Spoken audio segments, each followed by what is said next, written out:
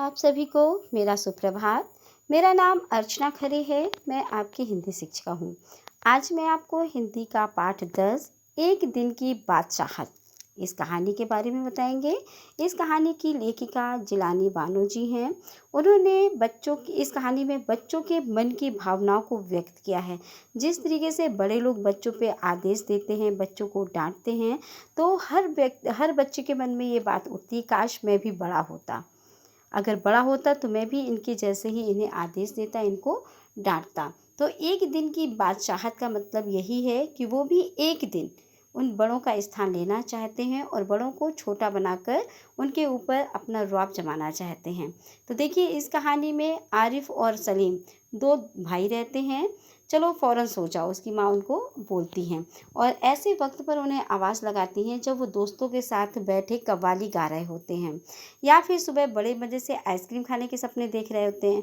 तभी उनकी माँ आती है और उनको झकझोर कर या हिलाकर उन्हें जगा देती है और कहती है, जल्दी उठो, स्कूल का वक्त हो गया। दोनों की मुसीबत में जान थी। हर वक्त पाबंदी, हर वक्त तकरार। अपनी मर्जी से वो कुछ भी नहीं कर सकते थे, चूँ भी नहीं कर सकते थे। कभी आरिफ को गाने का मूड आता तो भाईजान डांटते, चुप होता है या नहीं। मतलब कोई अगर बच्चा गाता है तो उसके घर के लोग, क्या 24 घंटे चिल्लाते रहते हो, गाते रहते हो, मेढक की तरह टर्राते रहते हो, तो उसको डांट पड़ती। अगर बाहर जाता तो मम्मी की डांट पड़ती, क्योंकि मम्मी पूछती बाहर क्यों गए थे। अंदर रहता तो दादी चिल्लाती, हाय मेरा दिमाग फटा जा रहा है इन लोग के शोर से। अरे रजिया, जरा इन बच्चों को बाहर तो भगाओ। जैसे बच्चे न हुए मुर्गी के चूजे हो गए हैं। दोनों घंटों बैठकर उन पाबंदियों से बच निकलने की तरकीबें सोचा करते, क्योंकि उनको घर में हर वक्त डांटा जाता था। हर बात बात में उनकी पाबंदियां लगाई जाती थी। इसलिए वो दोनों सोचने लगे कि इससे निकलने के लिए क्या तरकीब सोचें। उन्होंने सोचा, सारे घर को की जो है वो दुश्मनी हो गई है मेरे से। लिहाजा दोनों ने मिलकर एक योजना बनाई और अब्बा की खिदमत में एक दरखास्त पेश की। मतलब अब्बा से अपने मन की बात को बताया कि एक दिन उन्हें बड़ों के सारे अधिकार दे दिए जाएं और सब बड़े छोटे बन जाएं। कोई ज़रूरत नहीं है, अम्मी ने उसको चिल्लाकर डांटा। आदत के अनुसार उन्होंने उनको डांटा, लेकिन अब्बा जाने किस मूड में थे, उन्होंने उनकी बात को मान लिया। उन्होंने कहा, ठीक है, अभी सो जाओ, सुबह होने पर कुछ घंटे मतलब हम तुम्हारे अधिकार मिल जाएंगे। सुबह होने के लिए कुछ ही घंटे बाकी थे। अम्मी को झिझोर कर अभी आरिफ ने अम्मी को मतलब जिस तरीके से माँ उसको जगाती थी उस तरीके से उसने अम्मी को हिलाया और अम्मी जल्दी उठिए, नाश्ता तैयार कीजिए। जिस तरह से वो बच्चों को बोलती थी ना, जल्दी उठो, स्कूल का टाइम हो गया, तो वो अम्मी को ही कहने लगा आरिफ। अम्मी ने चाहा एक थप्पड़ रसीद कर दे, मगर याद आया कि आज तो उनके सारे अधिकार छीने जा चुके हैं। फिर दादी ने सुबह की नमाज पढ़ने के बाद जब दवाएं खाना और बादाम का हरीरा पीना शुरू किया तो आरिफ ने उन्हें रोका। तौबा है दादी, कितना हरीरा पिएंगी आप, पेट फट जाएगा। और दादी ने हाथ उठाया मारने के लिए, मगर वो भी मार नहीं पाई। क्यों? क्योंकि उनको भी अधिकार नहीं मिला था, उनका अधिकार भी बच्चों ने ले लिया था। नाश्ता मेज पर आया तो आरिफ ने खानसामा से कहा, अंडे और मक्खन वगैरह हमारे सामने रखो, दलिया और दूध बिस्किट इन सबको दे दो। आपा ने कहर भरी नज़रों से उन्हें घूरा, मगर बेबस थी, क्योंकि रोज की तरह है आज वह तरमाल अपने लिए नहीं रख सकती थी। सब खाने बैठे तो सलीम ने अम्मी को टोका, अम्मी जरा अपने दांत देखिए, पान खाने से कितने गंदे हो गए हैं। मैं तो दांत मान चुकी हूँ, अम्मी ने टालना चाहा। नहीं, चलिए उठिए। अम्मी निवाला तोड़ चुकी थी, मगर सलीम ने ज़बरदस्ती कंधा पकड़कर उन्हें उठा दिया। ये बिल्कुल वैसा ही हो रहा है जैसे माँ, पिताजी या दादी या बहन उनके साथ करती थी। उन्होंने बिल्कुल वैसा ही करना चाहा। अम्मी को गुसल खाने में जाते देखकर सब हंस पड़े, जैसे रोज़ सलीम को ज़बरदस्ती भगा के हंसते थे। फिर वह अब्बा की तरफ मुड़ा, अब जरा अब्बा की गत देखिए, बाल बड़े हुए, सेब नहीं थी, कल कपड़े पहने थे और आज इतने मैले कर डाले। आखिर अब्बा आखिर अब्बा के लिए कितने आखिर अब्बा के लिए कितने कपड़े बनाए जाएंगे। यह सुनकर अब्बा का हंसते हंसते बुरा हाल हो गया। आज ये दोनों कैसी सही नकल उतार रहे हैं। मगर फिर अपने कपड़े देखकर वह सचमुच शर्मिंदा हो गए। थोड़ी देर बाद जब अब्बा अपने दोस्तों के बीच बैठे अपनी नई गज़ल लहक लहक कर सुना रहे थे तो आरिफ फिर चलाने लगा। बस कीजिए अब्बा, फ़ौरन ऑफिस जाइए, 10 बज गए हैं। चू चू चुप। अब्बा डांटते डांटते रुक गए। बेबसी से गज़ल की अधूरी पंक्तियां दांतों में दबाए पाँव पटकते आरिफ के साथ हो लिए। रज़िया, जरा मुझे 5 रुपए तो देना। अब्बा दफ्तर जाने को तैयार होकर बोले, 5 रुपए का क्या होगा, कार में पेट्रोल तो है। आरिफ ने तुनक कर अब्बा जान की नकल उतारी। जैसे अब्बा कहते हैं कि इकन्नी का क्या करोगे, जेब खर्च तो ले चुके।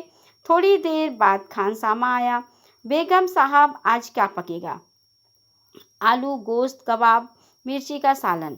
अम्मी ने अपनी आदत के अनुसार कहना शुरू किया।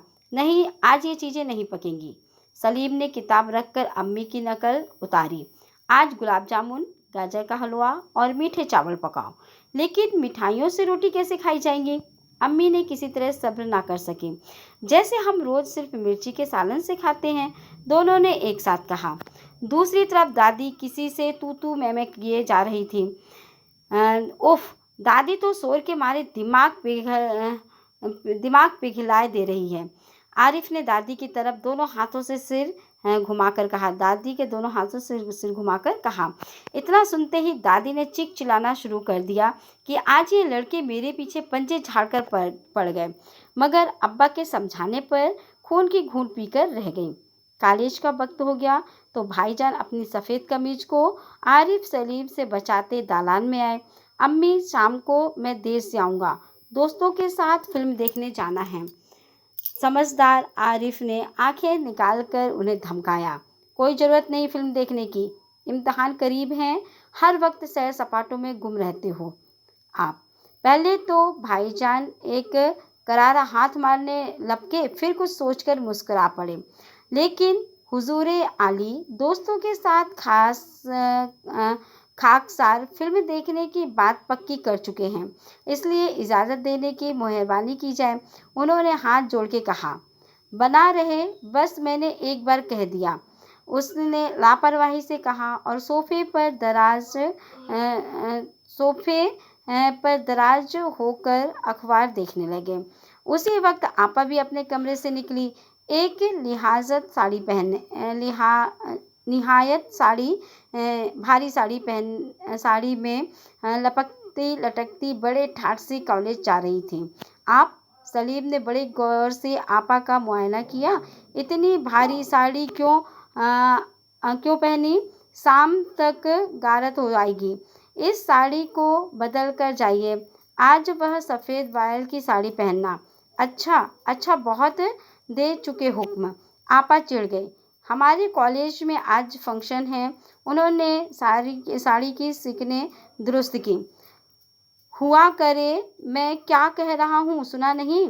अपनी इतनी अच्छी नकल देखकर आपा शर्मिंदा हो गई। बिल्कुल इसी तरह तो आप आरिफ और आसिफ से उनकी मनपसंद कमीज उतरवाकर निहायत बेकार कपड़े पहनने का हुक्म लगाया करती हैं। दूसरी सुबह हुई। सलीम की आंख खुली तो आपा नाश्ते की मेज सजाए उन दोनों के उठने का इंतजार कर रही थी। अम्मी खानसामा को हुक्म दे रही थी कि हर खाने के साथ एक मीठी चीज़ जरूर पकाया करो। अंदर आरिफ के गाने के साथ भाईजान मेज का तबला बजा रहे थे और अब्बा सलीम से कह रहे थे, स्कूल जाते वक्त एक चवन्नी जेब में डाल लिया करो, क्या हर्ज है। तो आपने ये कहानी पढ़ी और समझी। तो इस कहानी में हर वक्त बच्चों पे पाबंदियां नहीं लगानी चाहिए। बच्चों के मन मुताबिक कभी भी काम करना चाहिए। उनको हमेशा प्यार से समझाना चाहिए। अगर हम उनको प्यार से समझाएंगे तो उनके मन में इस तरीके से विचार नहीं आएंगे। जब उन्होंने उसको नकल करके बताया तो बड़ों को भी उस बात का एहसास हुआ कि जिस तरीके से हमारे ऊपर इन्होंने इतना रौब झाड़ा है तो हमको इतना गुस्सा आया।